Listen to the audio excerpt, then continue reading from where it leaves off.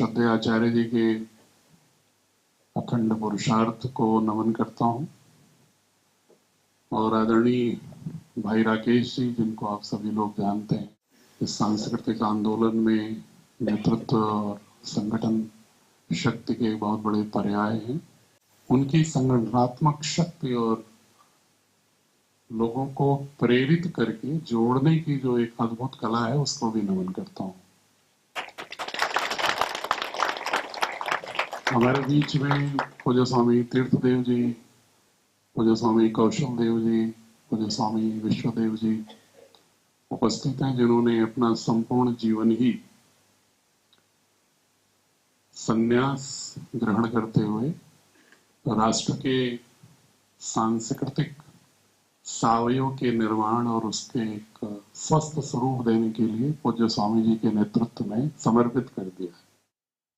उनके लिए भी मैं बहुत बहुत नमन करता हूँ, प्रणाम करता हूँ। और साथ ही जो यहाँ पर आप सभी लोग आए हुए हैं, अभी मैं आदरणीय राकेश भाई से बात कर रहा था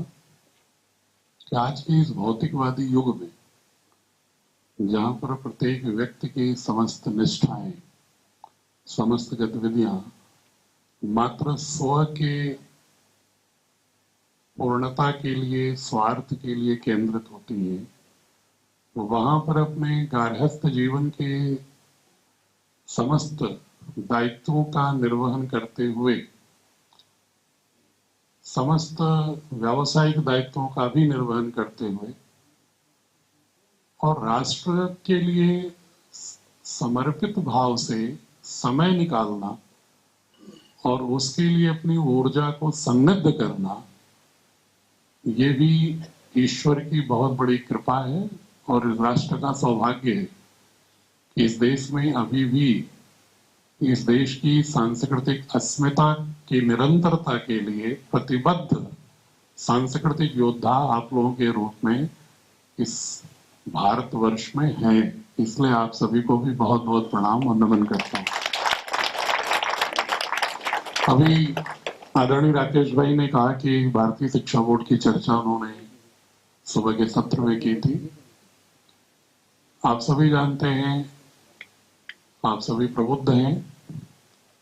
कि किसी भी राष्ट्र और समाज के शिल्प के लिए, निर्माण के लिए या उसके रूपांतरण के लिए या किसी सांस्कृतिक मूल्यों की निरंतरता के लिए शिक्षा व्यवस्था ही सबसे बड़ी मेरुदंड है। और ये भारत को सौभाग्य रहा है, प्राप्त है ईश्वर से,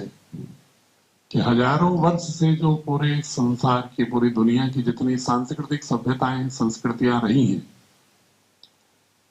उसमें अब सारे विचारक पूरी दुनिया के मानने लगे हैं कि जो हमारे सनातन धर्म और सनातन संस्कृति है, जिसका संविधान हमारे वैदिक साहित्य है, संहिताएं हैं, ब्राह्मण ग्रंथ है, आरण्यक है, उपनिषद है, वो जो मूल स्रोत है जिस सनातन धर्म का और जिसकी एक लंबी यात्रा निरंतर चलती रही है, युग और कालखंड के अनुरूप समयानुसार अपने को परिमार्जित करते हुए, वह सबसे प्राचीनतम विश्वास और धर्म रहा है। पहले लोग कहते थे नहीं, मिस्र और बेबीलोन की संस्कृति ईसा के 3000 साल पहले थी, वो सबसे पुरानी थी। लेकिन अब सभी विचारक भी मानने लगे हैं कि उससे भी 2-2,500 साल पूर्व मेसोपोटामिया के भी पहले से सरस्वती सिंधु सभ्यता थी। तब ये उनकी भी साइंटिफिक इन्वेस्टिगेशन जितने भी हैं, पुरातात्विक अवशेषों के आधार पर पाश्चात्य दार्शनिक भी मानते हैं, इतिहासकार भी मानने लगे हैं कि सरस्वती सिंधु सिविलाइजेशन लगभग ईसा के 6000 साल पहले थी, जबकि मिस्र और बेबीलोन, मेसोपोटामिया की जो सांस्कृतिक उद्भव है वो 3100 ईसा के पहले रही। तो अगर आज से हम जोड़ें तो उनकी संस्कृति 5000 साल पहले और सरस्वती सिंधु सिविलाइजेशन 8000 साल पहले, और जो वेदों के मूल से उभरी हुई जो सांस्कृतिक यात्रा भारत की है, वह 8000 साल से भी पुरानी है और उसका कालखंड क्या है ये निर्धारण अभी तक विश्व के किसी भी इतिहासकार ने कर नहीं पाया। बल्कि ज्यादातर लोग यही कहते हैं कि यह असंभव है उसका कालखंड निर्धारण करना, क्योंकि ऐसा लगता है कि जब भी ये होमोसेपियंस के रूप में मानव प्रजाति आई है तो उसके प्रारंभ से ही ये वैदिक मूल की जो संस्कृति है, बल्कि जब लेखबद्ध होने की कोई परंपरा नहीं थी, शब्द और वर्ण की व्यवस्था नहीं थी, उस समय भी प्रकृति के साथ जुड़ाव और आकाश में, मुक्त आकाश में समस्त ग्रहों नक्षत्रों का निरीक्षण करते हुए प्रकृति के साथ जीवन जीने की जो यात्रा थी भारत की, उसको मानते हैं कि यह उस कालखंड की है जिस समय वर्ण और शब्द के भी उद्भव दुनिया में नहीं हुए थे। तो इसलिए ये महानतम संस्कृति के हम सभी लोग अंग हैं। यह अब वैज्ञानिक रूप से भी सिद्ध है। ये कोई, it is not only based on emotional narrative. अब ये सिर्फ भावनात्मक वैचारिकी पर आधारित नहीं है, ये पूरी दुनिया के लोग मानने लगे। बल्कि आपने का नाम सुना होगा, जो 20वीं शताब्दी का एक बहुत बड़ा अमेरिकन फिलोसोफर है, विल डुराम, वो कहता है कि भारत पूरी दुनिया की संस्कृति की माँ है, जननी है, दुनिया की सभी भाषाओं की भी जननी है, दुनिया के सभी व्यवस्थाओं की भी जननी। व्यवस्था का मतलब पॉलिटिकल सोशल स्ट्रक्चर, जो भी राजनीतिक सामाजिक सांगठनिक जो उद्भव हुए हैं, विभिन्न प्रकार के जो evolution of socio political economic structure, उसकी भी जननी भारत रहा है। और उदाहरण देता है कि क्रिश्चियनिटी की करुणा भी बुद्ध की करुणा से आई है। तो क्रिश्चियनिटी का बेस है प्रेम, इस्लाम का बेस है भ्रातृत्व, भाईचारा। उन्होंने कहा ये दोनों जो इस समय दुनिया में दो प्रमुख विश्वास पद्धतियां हैं, उन दोनों के भी जो मूल भाव है वो भारत के ही प्राचीन वैदिक मूल्यों के स्रोत से ही उत्पन्न हुए, या बाद के कालखंड के बुद्धिज्म से प्रभावित। उसने ये भी कहा कि जो हम प्लेटो की बात करते हैं, सुकरात की बात करते हैं, अरस्तु की बात करते हैं, ये भी ईसा के 400-500 वर्ष पूर्व की बातें हैं, जबकि उनकी सारी बातें पहले से, जो न्यूनतम यूरोपियन विचारक भी मानते हैं कि ईसा के 1200 साल पहले उपनिषद थे, हम तो और पुराना मानते हैं, लेकिन जो वो लोग मानते हैं वो भी ईसा से 1200 साल पुराना मानते हैं, जिन्होंने सुकरात, अरस्तु, प्लेटो को अपना दार्शनिक आधार मानते हैं। वो लोग भी कहते हैं कि उपनिषद ईसा के 1200 साल पहले के। और जब वो तुलना करते हैं तो वो भी कहते हैं कि जो प्लेटो ने कहा ईसा के 300 साल पहले कि आत्मा अजर अमर है, पहली बार यूरोप में ये बात कही गई कि आत्मा एक अजर अमर है, मात्र हम शरीर नहीं है, एक और कोई वाइटल फोर्स है आत्मा। ये प्लेटो साहब कहते हैं 350 BC में। और आप सभी लोग जानते हैं कि जो उपनिषदों में हमारे आत्मा का अस्तित्व सबसे पहले दुनिया में उपनिषदों के ही स्वरूप रहे। पहली बार प्लेटो 350 में कहता है कि ये मनुष्य जो है ये मात्र यंत्र नहीं है, बौद्धिक यंत्र नहीं है, शारीरिक यंत्र नहीं है, बल्कि इस नश्वर शरीर में एक दिव्य वंश परंपरा है। उसका वाक्य है, एक नश्वर शरीर में दिव्य वंश परंपरा है, मतलब एक दिव्यता, एक स्थिरता। शरीर तो परिवर्तनशील है, लेकिन इस परिवर्तनशील भी सावयव में एक स्थिर तत्व भी है, और वही निरंतर गतिशील होने के बाद भी उसका अस्तित्व में कोई परिवर्तन नहीं आता, बाकी वो आकार ग्रहण करता रहता है, स्थान ग्रहण करता रहता है। ये बात जो उपनिषदों की है वो प्लेटो आकर के कहता है 350 BC। इस तरह के अगर हम गिनाने लगेंगे तो आपको, चाहे अरस्तु कहता है, चाहे वो बाद में स्टाइन कहते हैं, चाहे क्विनॉस कहता है, चाहे डेकार्त कहते हैं, चाहे डेमोक्रिटस ने कहा 300 बीसी पहले, या बात के आप स्पिनोजा कहते हैं, लाइबनिज कहते हैं, लॉक कहता है, ह्यूम कहता है, बर्कले कहता है, रूसो कहता है, वॉल्टेयर कहता है, मॉन्टेस्क्यू कहते हैं, कांट कहता है, सार्थ कहता है, नीत्शे कहते हैं, जितने भी बात के आए इनके दार्शनिक, कार्ल मार्क्स कहता है। इन सबके दर्शन के अगर तत्वों को देखेंगे तो आपको मूल स्रोत, आपको भारत की दार्शनिक विचारधाराओं में वेदों से लेकर के और बुद्धिज्म के बीच के जो कालखंड हैं, इसके ही स्रोतों से प्रभावित दिखाई पड़ते हैं। अगर एक बात हम उनकी मान भी लें, पश्चिमी यूरोपियंस की, कि नहीं नहीं वहां पर स्वतंत्र रूप से विकसित हुआ और हमारे यहाँ भी स्वतंत्र रूप से विकसित हुआ, ग्रीस, यूनान, यूरोप में, हम ये भी अगर मान भी लें उनके इस तर्क को, तो भी हम ये तो है ना कि हम जिस स्तर तक दर्शन के, विचार के, वो जिस कालखंड में आए, भारत की धरती पर हमारे पूर्वज कम से कम उससे 1000-2000 साल पहले उतने प्रबुद्ध दर्शन और विचार से जुड़ गए थे। यह महनीयता तो भारत के साथ कोई नहीं छीन सकता, और वो भी नहीं छीन सकता,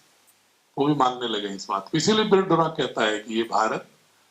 पूरी दुनिया की संस्कृति और सभ्यता की जननी है, mother of all civilization and cultures.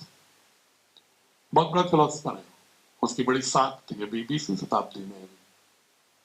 इसलिए इस बात को कह रहा हूं मैं कि जो भारतीय शिक्षा बोर्ड का उद्भव है, पूज्य स्वामी जी अपने प्रारंभिक कालखंड से इस बात को कहते रहते थे, चाहे व्यक्तिगत चर्चाओं में, सभाओं में। और मेरा तो चूंकि सौभाग्य है कि मैं उनसे 28 वर्षों से जुड़ा रहा हूं। जब उनका प्रारंभिक आध्यात्मिक प्राप्ति के बाद के, बोध प्राप्ति के बाद, जब उन्होंने इसको सामाजिक सोशल ट्रांसलेशन की प्रक्रिया शुरू की कि कैसे उस आध्यात्मिक बोध को हम एक आम आदमी तक पहुंचाएं, राष्ट्र का कल्याण करें, उसको सामाजिक परिवर्तन करें, सोशल कंस्ट्रक्ट में कैसे लाएं, उस कालखंड में ईश्वर दे मैं हरिद्वार में तैनात था। उत्तर प्रदेश उत्तराखंड एक ही था, और उस कालखंड को भी हमने देखा है, और उनकी उस समझ को और उनके पुरुषार्थ को, इसीलिए मैंने प्रारंभ में उनको प्रणाम और नमन करता हूं हमेशा, क्योंकि मैंने उनके कालखंड को अच्छे से देखा है। आप में से बहुत सारे ऐसे लोग होंगे जब स्वामी जी की उपलब्धियों के बाद जुड़े होंगे, बहुत सारे लोग। हमने उस कालखंड को देखा है जब वो साइकिल से यात्रा करते हुए, जो बोलते रहते हैं स्वामी जी अपनी ओर से कि उनको और आचार्य जी को एक ही साइकिल पर स्वामी जी चलाते हुए और कैरियर पर आचार्य जी को बैठे हुए भी मैंने उनको पुरुषार्थ करते देखा। लेकिन तब भी उनके मन में संकल्प इतना ही प्रबल था कि हम राष्ट्र की पूरी सांस्कृतिक चेतना को भारतीय संस्कृति में हम आप्लावित करेंगे। ये प्रारंभ से ही उनकी चेतना में था। ऐसा नहीं था उपलब्धियों के बाद उनके मन में कोई परिवर्तन आया। वो जो धुरी थी, जो नाभिकीय थॉट प्रोसेस था, ये मैंने 96-7 से देख रहा हूं उनके। तो उनके मन में था कि अगर भी भारत को बदलना, जैसा राकेश जी भी कह रहे थे, छिटपुट परिवर्तन करने से बहुत बड़े परिवर्तन नहीं होते, लाभ होगा उसका, लेकिन अगर सारे परिवर्तनों की जननी कौन है? विचार। विचार है ना। चाहे अभी आकर के डॉक्टर कनक ने आपको अपने शारीरिक सावयवों को पूर्णतः समग्र रूप से स्वस्थ बनाने के लिए जो भी आपको उन्होंने प्रेरित किया होगा, या जो भी उसकी तकनीक बताई होगी, तो हम शारीरिक सावयव के साथ साथ अपने बायोलॉजिकल कंस्ट्रक्ट के साथ साथ जब तक राष्ट्र की वैचारिकी जो है, जो थॉट कंस्ट्रक्ट है, जो उसका जो कल्चरल ऑर्गेनिज्म है, सांस्कृतिक सावयव, अगर उसको ठीक नहीं रखेंगे समग्र रूप से, तो पूर्ण स्वास्थ्य नहीं प्राप्त हो सकता। लेकिन वो थॉट प्रोसेस के लिए हमें तो वरदान है भारत को। कि हमारे पूर्वजों का बहुत बड़ा उपहार है हजारों साल से। लेकिन विगत 190 वर्ष से मैकाले के 1835 के एक्ट के बाद वो सांस्कृतिक जो निरंतरता थी, जिसको अनेक झंझावातों के बावजूद भारतीय मानस ने उसको अपनी वैचारिकी से कभी अलग नहीं किया। चाहे सत्ता किसी की नहीं हो, राजनीतिक सत्ताएं बदली होंगी, आर्थिक सत्ताएं बदली होंगी, लेकिन सांस्कृतिक सत्ता का अस्तित्व हमारा निरंतर हमारी मूल से जुड़ा रहा। उसके पीछे जो यहाँ पर नहीं उपस्थित है यद्यपि माताएं हमारी, सबसे बड़ी मैं जिम्मेदारी मानता हूं उनकी, उनका दायित्व मानता हूं कि हमारी मातृशक्ति ने परिवारों की परंपराओं को और हमारी जो धार्मिक मान्यताएं थी उन्होंने पीढ़ी दर पीढ़ी होम एजुकेशन से, जो गृह शिक्षा होती है, उससे उन्होंने निरंतर आगे बढ़ाया रखा और अनेक झंझावातों से हमारे शिशु मानस को उन्होंने रक्षित किया। इसलिए मैं चाहूंगा कि पहले तो भारत की मातृशक्ति के लिए आप ताली बजाएं, जिन्होंने निरंतरता किया, जिन्होंने हमारे आप जैसे लोगों में भी उस चेतना को विलुप्त नहीं होने दिया। क्योंकि तो पूरा विज्ञान भी मानता है कि बच्चे का जो प्रारंभिक 4 वर्ष 3 वर्ष होता है वो 50% अवचेतन बन जाता है, 14 वर्षों तक 75% बन जाता है और 18 वर्ष तक 99% बन जाता है सबकॉन्शियस, अवचेतन। और ये अवचेतन ही पूरे जीवन भर हमारी गतिविधियों को संचालित करता है, ड्राइवर का काम करता है पूरे जीवन को। हम बौद्धिक रूप से कितने भी समर्थ हो जाएं उसके बाद, चाहे कितना भी ज्ञान प्राप्त कर लें, स्किल प्राप्त कर लें, कौशल प्राप्त कर लें, लेकिन जो हमारा जो एल्गोरिदम है सबकॉन्शियस का, जो बन जाता है बचपन में, वो हमेशा वही ड्राइव करता है हमारी पूरी एक्टिविटीज को, हमारे स्किल के उपयोग को। जैसे अगर मान लीजिए बचपन में एल्गोरिदम किसी का विध्वंसक हो जाए, उसकी प्रवृत्ति विध्वंस की हो, क्रोध की हो, तो व्यक्ति अगर न्यूक्लियर एनर्जी पढ़ेगा तो क्या बनाएगा? Atom bomb. निष्णात उतना ही है न्यूक्लियर एनर्जी में, लेकिन वो बना रहा है एटम बम,